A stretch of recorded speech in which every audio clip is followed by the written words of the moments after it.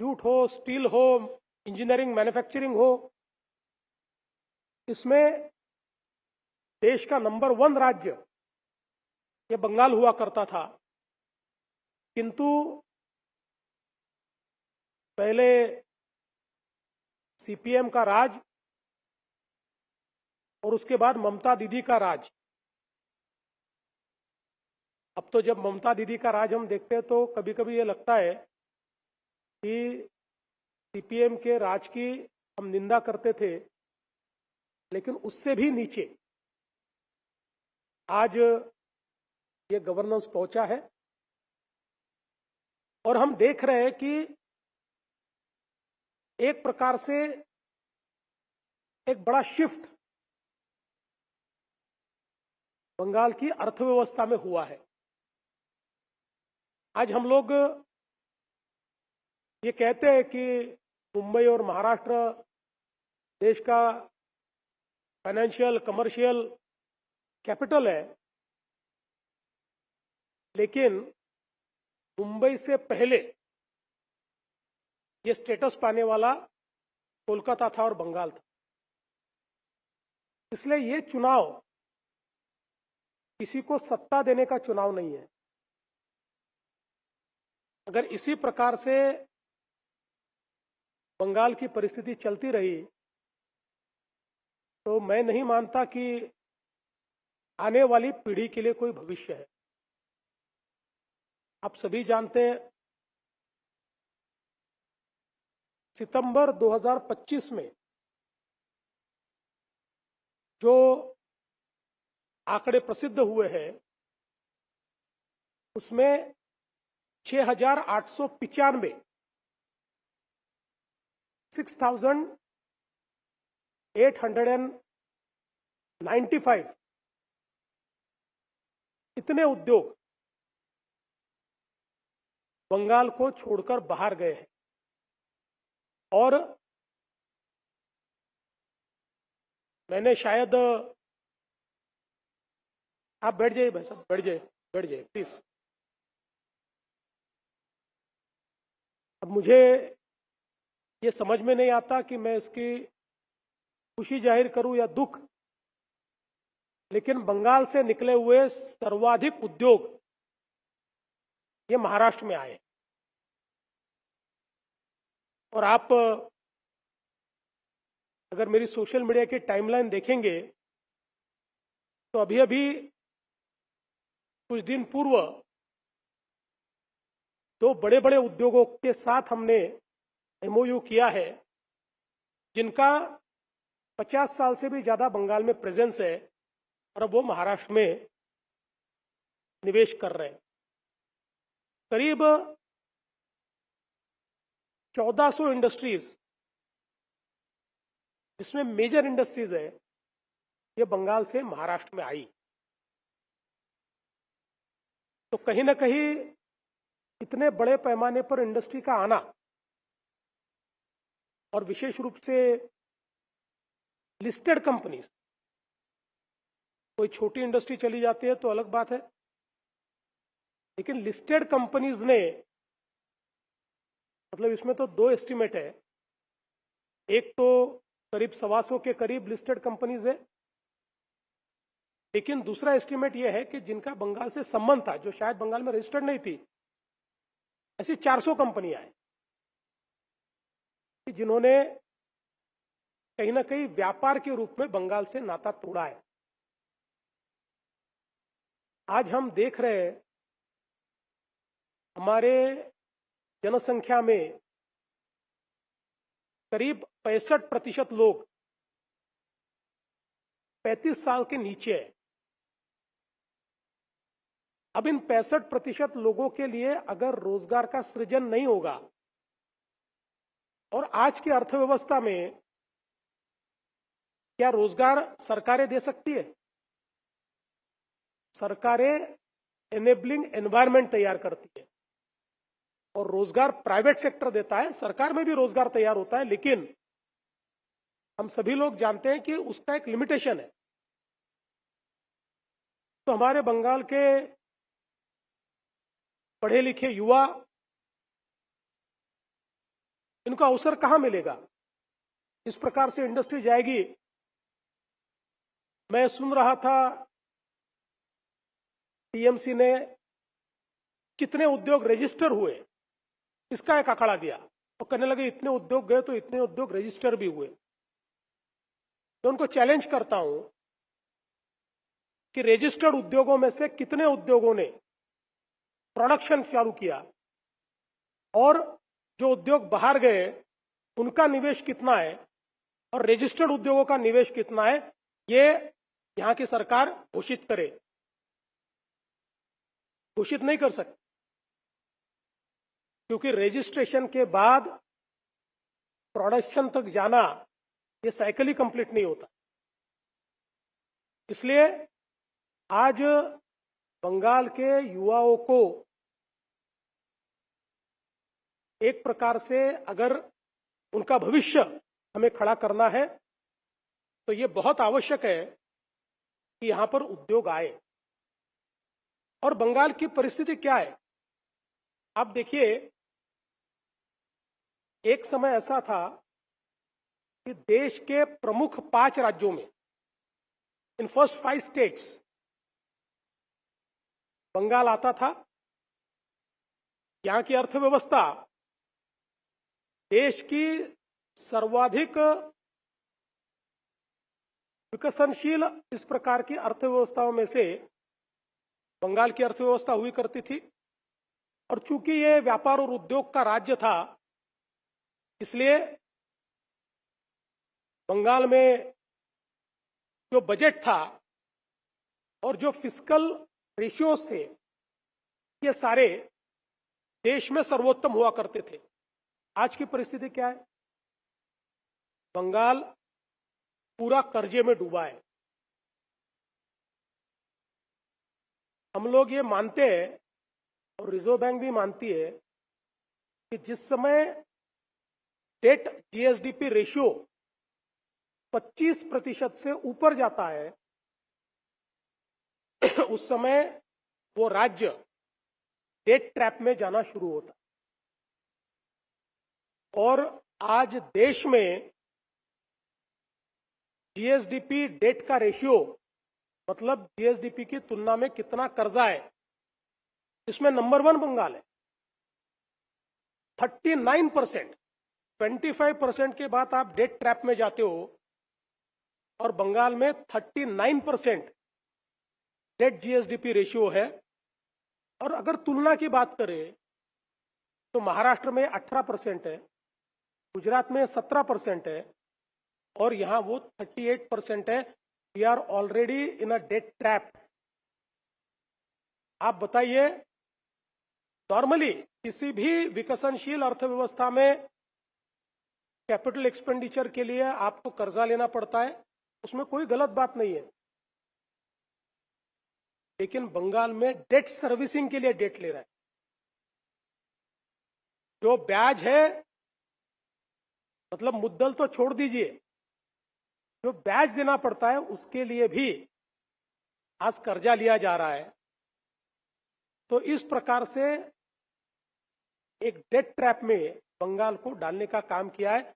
और वहीं ये बड़ी आश्चर्य की बात है कि जहां कमिटेड एक्सपेंडिचर ये करीब करीब, अगर हम पेंशन सहित पकड़े तो 80% के ऊपर चला गया है। ऐसे समय बंगाल शायद देश का अकेला राज्य ऐसा है जहां आज भी 5वां और 6वां पे कमीशन चल रहा है। यहाँ के जो हमारे सरकारी कर्मी हैं, इन सरकारी कर्मियों को आज भी, अब हम लोग 8वें की बात कर रहे हैं और 5वें और 6वें में बंगाल अटका है। तो कुल मिलाकर अगर फिस्कल पैरामीटर्स हम देखें, हम ये मानते हैं कि किसी भी स्वस्थ बजट के लिए आपका फिस्कल डेफिसिट 3% से अंदर ही होना चाहिए। पश्चिम बंगाल 4%, 4.5%, 5% तक पहुंच गई। रेवेन्यू डेफिसिट में भी 2.5% तक पहुंच गया है। तो इसका मतलब यह है कि सरकार ये केवल अपनी मशीनरी को चला रही है, स्टेट को नहीं चला रही। स्टेट में निवेश के लिए सरकार के पास कोई योजना नहीं है। मैं फिर एक बार आपको बताना चाहता हूं कि अगर हम कैपिटल एक्सपेंडिचर की बात करें, अर्थव्यवस्था में कैपिटल एक्सपेंडिचर सबसे महत्वपूर्ण हम मानते हैं, उसमें भी सबसे कम आज बड़े राज्यों में कैपिटल एक्सपेंडिचर ये बंगाल में हो रहा है। तो इस प्रकार से अगर हम विचार करें तो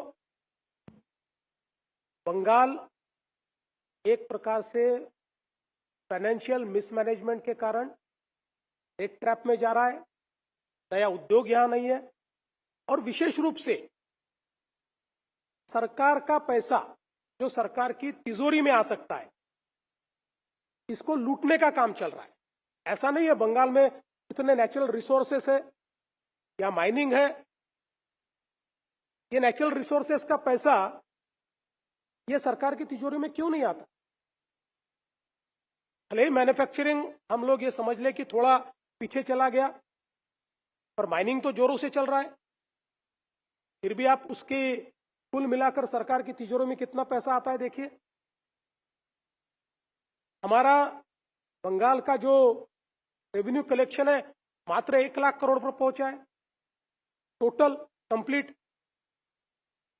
तो जिस प्रकार के घोटाले यहां पर चल रहे हैं, आज किसी युवा को इस बात की गारंटी नहीं है कि किसी भी प्रकार के एम्प्लॉयमेंट के लिए जो एग्जाम होती है, जो व्यवस्था खड़ी की गई है, इसमें कोई पारदर्शिता हमको दिखाई नहीं पड़ती, अपारदर्शी है।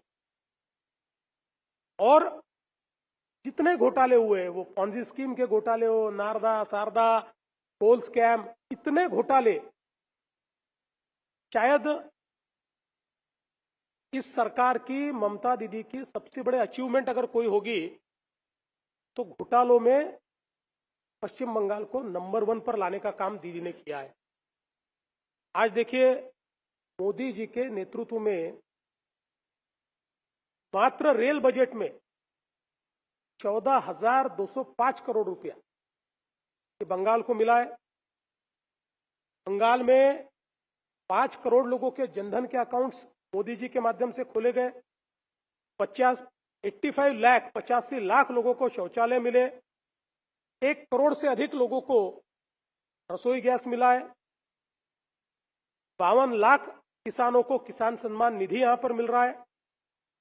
और मोदी जी की लखपति दीदी स्कीम में 11 लाख से अधिक हमारी बहनें आज लखपति हुई है और 56 लाख से अधिक वरिष्ठ नागरिकों को आज मोदी जी की व्यवस्था से पेंशन यहां पर मिल रहा है। तो एक प्रकार से जब पूरा देश बड़ी तेजी के साथ आगे बढ़ रहा है, और मोदी जी ने तो कभी भेदभाव नहीं किया, किसी राज्य के साथ नहीं किया, लेकिन आप सीएजी की रिपोर्ट को उठाकर देखेंगे तो भारत सरकार ने दिया हुआ पैसा किस प्रकार से उसकी लूट मची, ये सीएजी की रिपोर्ट में आपको दिखाई पड़ता। अब सीएजी तो कोई सरकार की एजेंसी होती नहीं है, तो थर्ड पार्टी है। सीएजी ने यहां पर किस प्रकार से पैसे की लूट मची है, अब तो दीदी सीएजी को भी धमकी दे देती है। रिपोर्ट दिया तो हाथ पैर तोड़ने की बात होती है। तो मैं कभी कभी विचार करता हूं कि कौन सा लोकतंत्र है, क्या आप इलेक्शन कमीशन के भी हाथ पैर तोड़ने वाले हैं, आप सीएजी के भी हाथ पैर तोड़ने वाले हैं, आप सीआरपीएफ के भी हाथ पैर तोड़ने वाले हैं। जो लोग देश में लोकतंत्र के खतरे की गवाही देते हैं, दुहाई देते हैं, तो उनको पूछना चाहता हूं कि आपको पश्चिम बंगाल क्यों नजर नहीं आता? Why are you selective? आप इसका विचार क्यों नहीं करते? और माँ माटी मानुष की बात दीदी करती है, लेकिन आज तीनों की हालत क्या है हम सब लोग देख सकते हैं। इसीलिए अब ये मिस गवर्नेंस को, मिस रूल को समाप्त करने का समय भारतीय जनता पार्टी ने एक बहुत अच्छा मैनिफेस्टो दिया है। और हमारा ट्रैक रिकॉर्ड देखिए, जिस भी राज्य में बीजेपी की सरकार आई है, उस राज्य के, किसी भी राज्य के पैरामीटर उठाकर देखिए, यूपी जैसा राज्य, मध्य प्रदेश जैसा राज्य, बिहार जैसा राज्य, जिनको एक जमाने में बीमारू कहा गया, वो राज्य अब देश की अर्थव्यवस्था के ग्रोथ इंजन बन गए। ये बीजेपी का राज है। और बंगाल को तो कुछ करने की आवश्यकता नहीं है, ये बड़ा ही एंटरप्राइजिंग स्टेट है। यहाँ के लोग, ये बहुत ही एंटरप्राइजिंग लोग हैं। यहाँ सिर्फ गुड गवर्नेंस की आवश्यकता है। अगर गुड गवर्नेंस बंगाल को मिल जाए तो यकीन मानिए, मात्र 5-7 सालों में बंगाल वापस देश के पहले 5 राज्यों में आ सकता है। इसीलिए भारतीय जनता पार्टी ने एक बहुत ही सशक्त इस प्रकार का घोषणा पत्र दिया है, जिसमें युवाओं के लिए 1 करोड़ रोजगार का सृजन, जो बंगाल की भावी पीढ़ी है, उसका विचार हम लोगों ने किया है।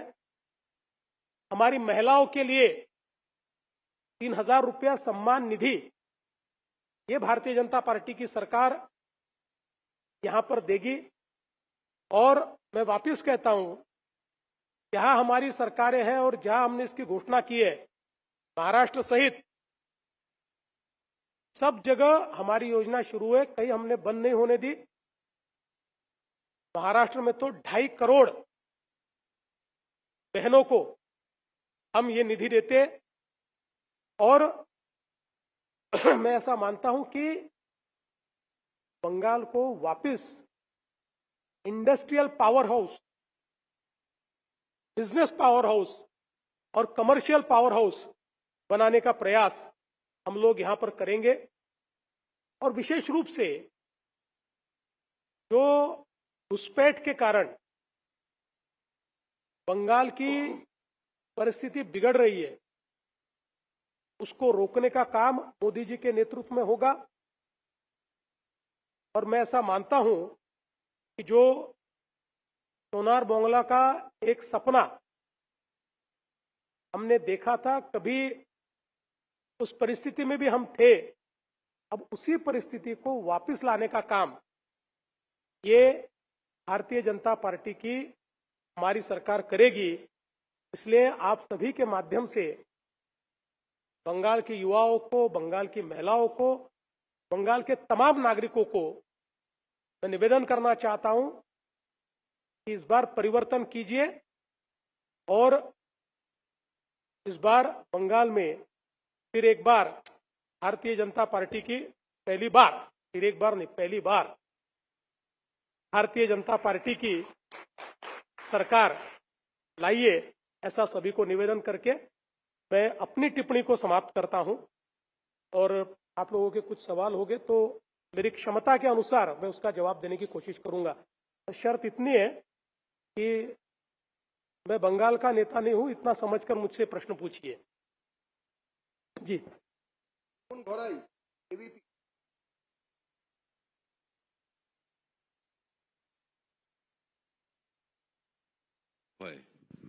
ऐसे चल रहा है, अब जानता है, बहुत नाम डिलीट हो गया वोटर लिस्ट के, तो इसका इफेक्ट कैसे पड़ेगा? देखिए, हर 10 साल में एसआईआर होना चाहिए। इस प्रकार की व्यवस्था हमारे देश में थी। अनफॉर्चुनेटली 2002 के बाद हमारे यहां पर इलेक्शन कमीशन ने कभी एसआईआर नहीं करवाया।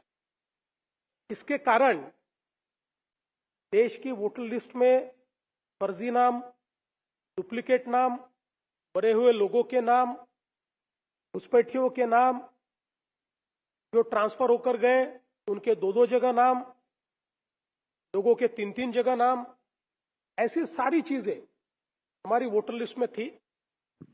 इसलिए इलेक्शन कमीशन ने एसआईआर की शुरुआत की और आप देखिए इस एसआईआर में बहुत ही साइंटिफिक तरीके से इलेक्शन कमीशन जा रहा है।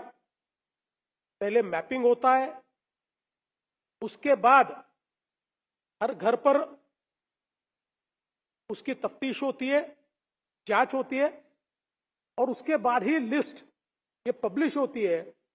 और किसी को अगर उसमें कोई ऑब्जेक्शन हो तो ऑब्जेक्शन भी लिया जा सकता है, छूटा हुआ नाम है तो वो नाम भी आ सकता है।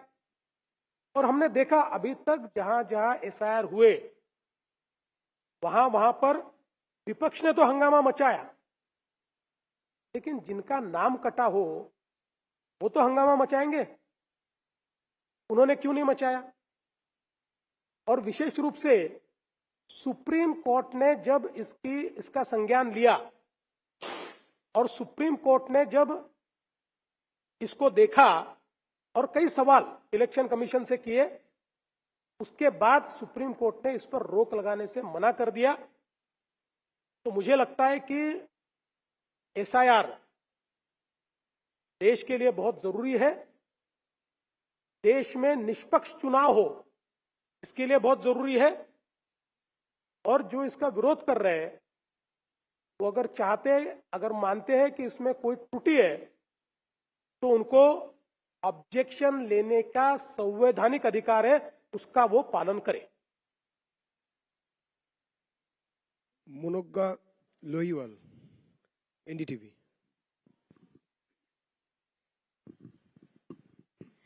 नमस्कार देवेंद्र जी, मेरा छोटा सा सवाल ये है कि थोड़ा सा महाराष्ट्र से रिलेटेड भी है कि नासिक में जो घटना हो रही है उसमें निदा खान या फिर बाकी सारे कॉरपोरेट के एम्प्लॉयज जो हैं वो अभी तक फरार हैं, कुछ गिरफ्तार हुए हैं। लेकिन जब बात धर्मांतरण की आ रही है तो ये कितना बड़ा मुद्दा है और इसमें सरकार की क्या भूमिका होगी, क्या एक्शन लेंगे आप इस पर? क्या आपने पूछा है तो मैं जवाब दे देता हूं, लेकिन हम लोग बंगाल से महाराष्ट्र चले जाएंगे तो महाराष्ट्र के ऊपर ही चर्चा होती रहेगी। तो लेकिन ये मामला बहुत सीरियस मामला है और इस पर बहुत कड़ी कार्रवाई हम लोग कर रहे हैं और बिल्कुल ध्यान में आता है कि एक मॉड्यूल के तहत इसको किया गया है। फॉर्चुनेटली टीसीएस जैसी कंपनी ने बहुत बड़ी भूमिका इसमें ली है, किसी को भी शील्ड हम नहीं करेंगे, इस प्रकार की भूमिका टीसीएस ने ली है और टीसीएस के प्रमुख ने भी इसकी बहुत निंदा की है। और मुझे लगता है कि इस मॉड्यूल के तार कहां तक है इसकी जांच हम लोग करेंगे। हम लोगों ने सेंट्रल एजेंसीज को भी इत्तला दी है और आवश्यकता के अनुसार उनकी भी मदद इसमें ली जाएगी। सुमन मोहापात्र, टीवी9 बांग्ला।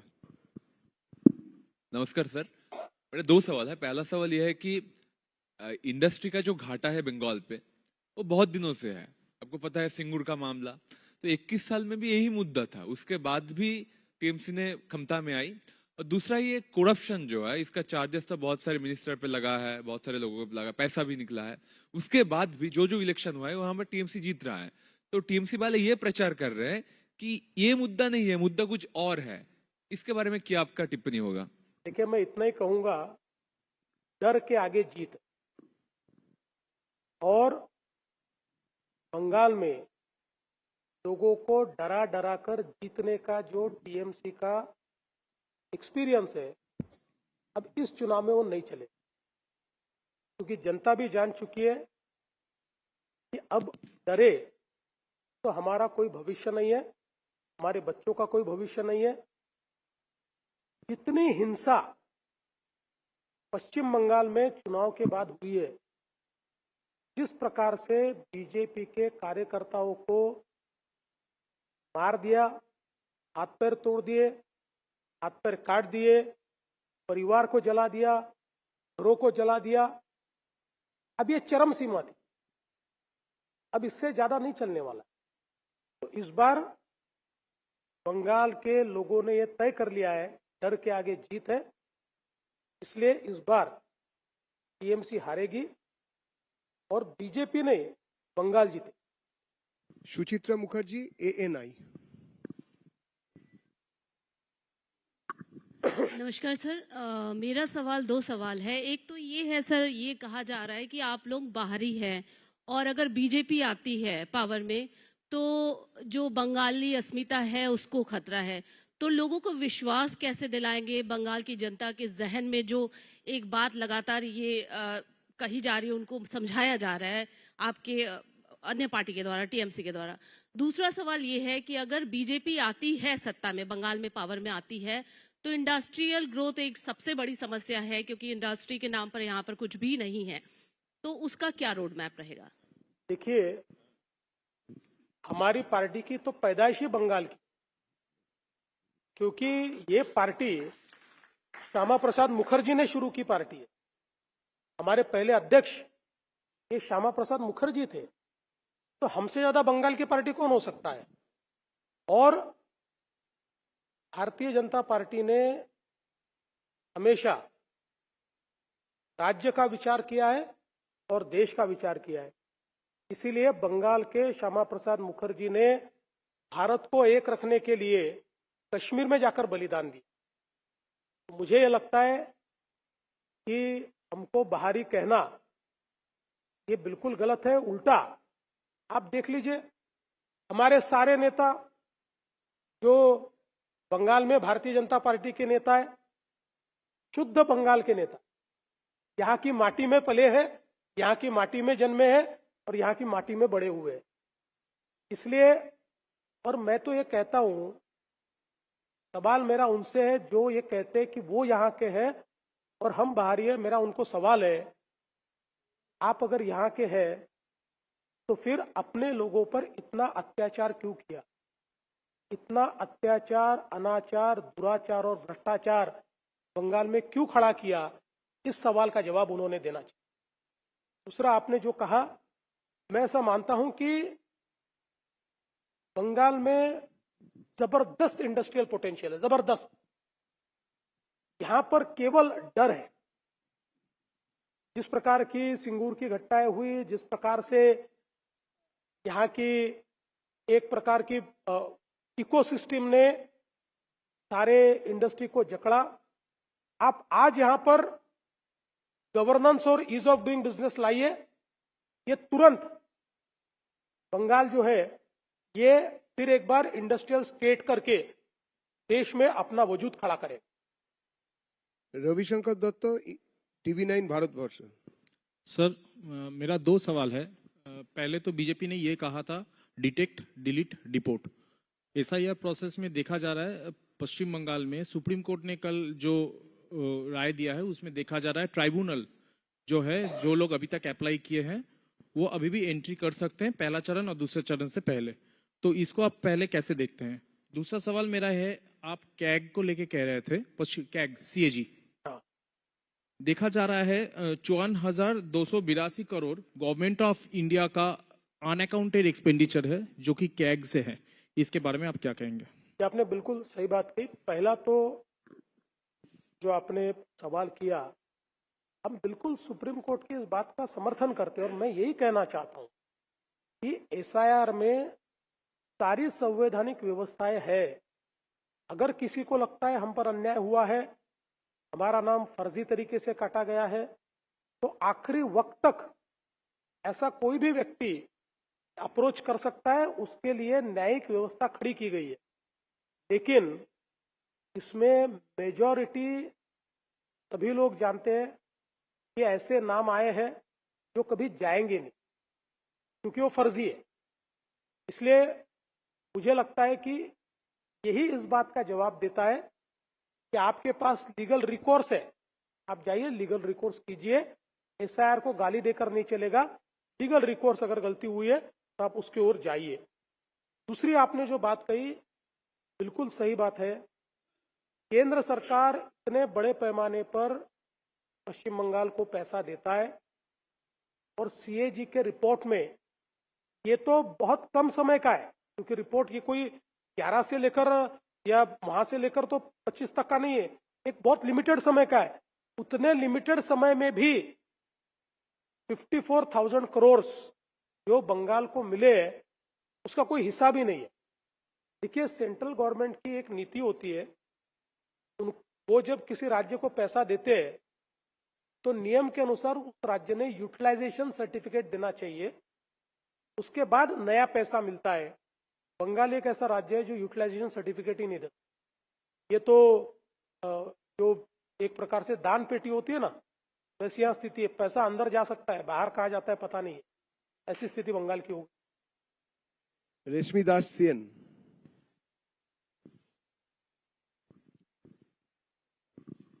सर, आपने जो कहा है बंगाल से बहुत सारे बंगाली लोग जा रहा है दूसरी स्टेट में नौकरी करने के लिए और कोई काम करने के लिए, लेकिन बंगाल का जो सरकार है तृणमूल बार बार ये प्रचार कर रहा है बंगाल के बाहर में जो बंगाली जाता है बांग्ला बोलने में उसको बांग्लादेशी बोला जाता है।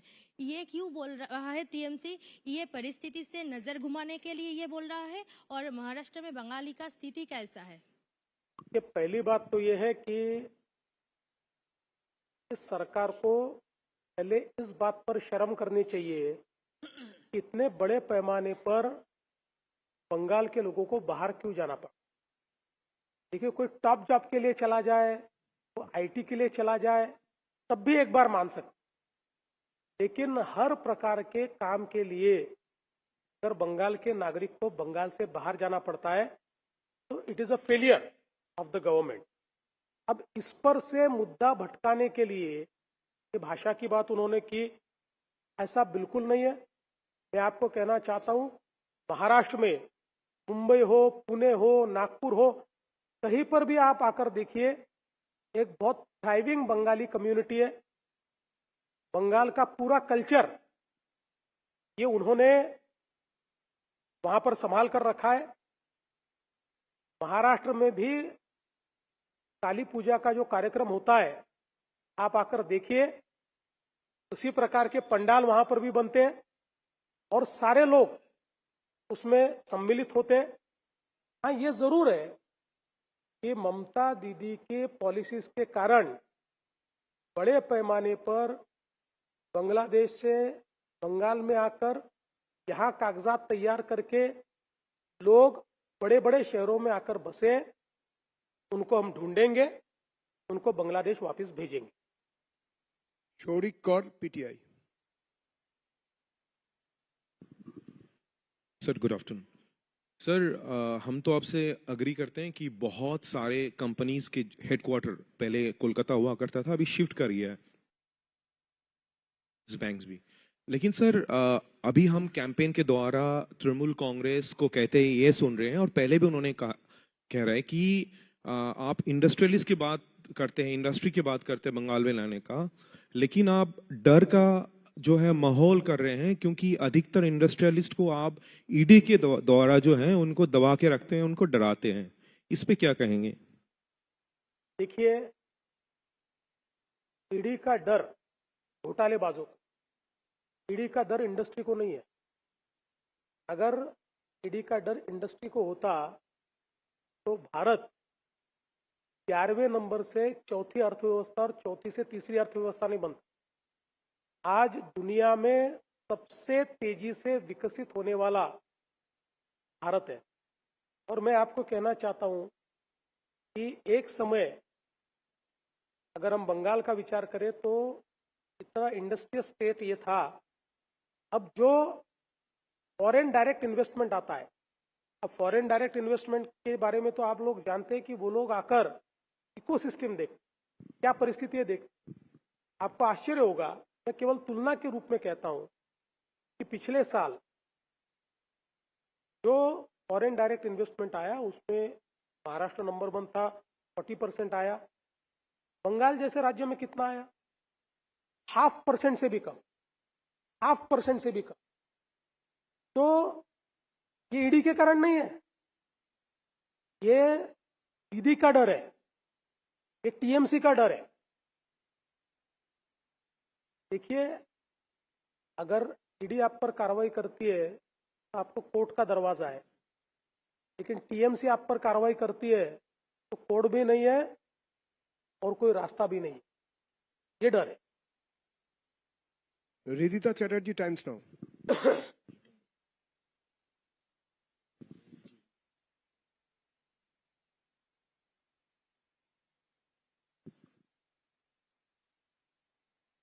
Good afternoon, sir. This is Radhita.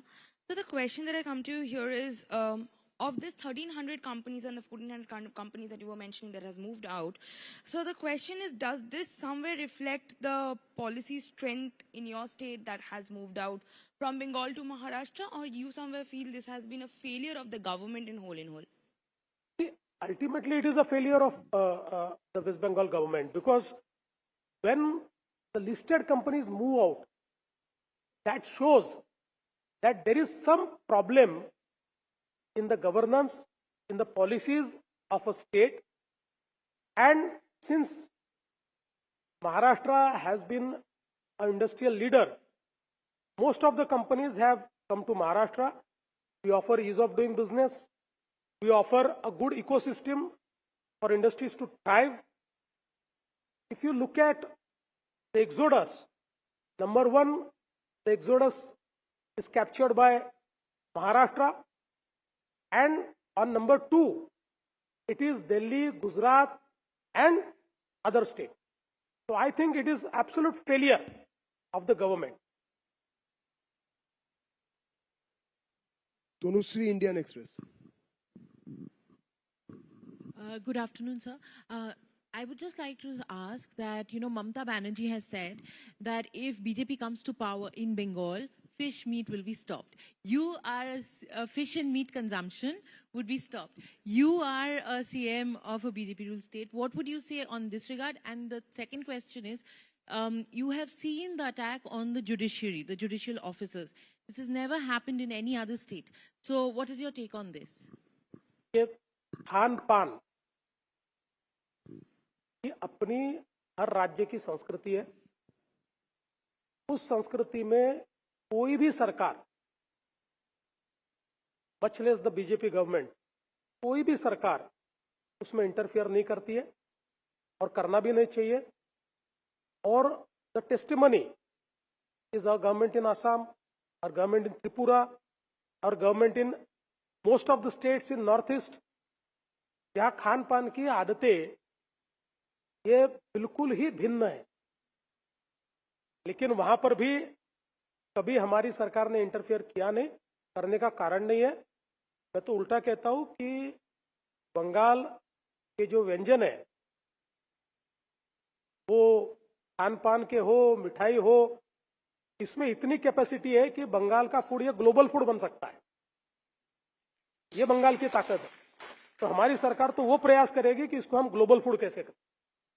Bhaskar Basu, INS, शेष प्रश्न. Hello, sir. Sir, allegedly there have been some demographic changes in Bengal, especially in those bordering districts.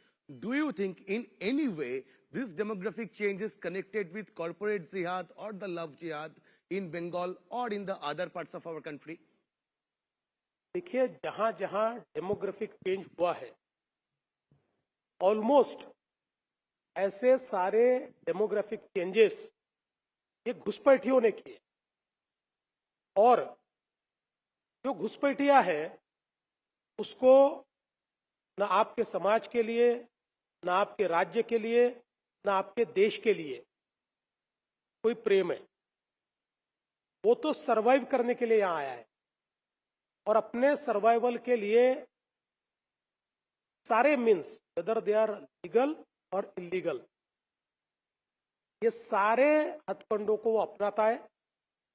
इसलिए आप देखिए, देश में कई बार जो देश पर हमले हुए, जो विस्फोट हुए, इसमें भी एड करने वाले विदेशी घुसपैठिए हमको दिखाई पड़े. तो मूल रूप से हमारा